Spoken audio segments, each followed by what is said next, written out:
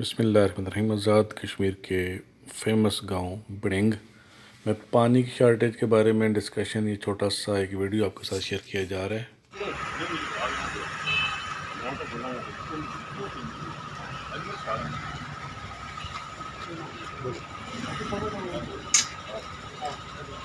साहब आजकल पानी बड़ा हो रहे हो यार साहब, गुजारिश ये है भाई, पानी बहुत ज़्यादा खराब हो गया है। इतनी सूरत हाल खराब हो गई है कि साढ़े 8 बंदे जो हेपेटाइटिस में मरीज हो गए और 4 डायलिसिस तक चले गए। ये तो मैं समझना कि मुस्लिम हैंड की बहुत बड़ी मेहरबानी है, मुस्लिम हैंड मीर नहीं कि जिन्हें असें प्लांट देते ये असी पानी सुबह शाम खड़ करके गुजारा करते हैं, वरना असां बड़ी तबाही हो गई है। समझ साड़ी हूँ हुकूमत अगे रिक्वेस्ट है, खासकर वज़ीर आज़म नवार अल हक साहब अगे कि सानू मेहरबानी करके फौरी तौर पर वाटर सप्लाई की जाए।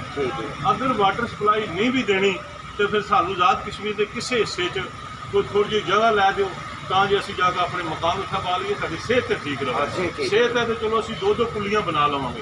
ਇਹ ਪਾਣੀ ਪੀ ਕੇ ਹੁਣ ਦੇਖੋ ਸਾਡੇ 8 ਬੰਦੇ ਲੇਟੇ ਜਿਨ੍ਹਾਂ ਦਾ ਹੈਪੇਟਾਈਟਸ ਦੀ ਰਿਪੋਰਟ ਹੈ, 4 ਜਿਹੜੇ ਨੂੰ ਡਾਇਲਿਸਿਸ ਕਰਾ ਰਹੇ। ਸਾਡੇ ਵਾਸਤੇ ਬਹੁਤ ਜਿਹੜੀ ਹੈ ਨਾ ਇਹ ਪਰੇਸ਼ਾਨੀ ਬਣ ਗਈ। ਹੁਣ ਮੈਂ ਸੁਬਹ ਵੀ ਪਾਣੀ छोड़ के जाना, एक बोती राती छोड़ के जाना। दोबारा मैं जनाब वज़ीर आज़म साहब को रिक्वेस्ट कराँगा कि साढ़े वाटर सप्लाई का जल्दी कुछ करो।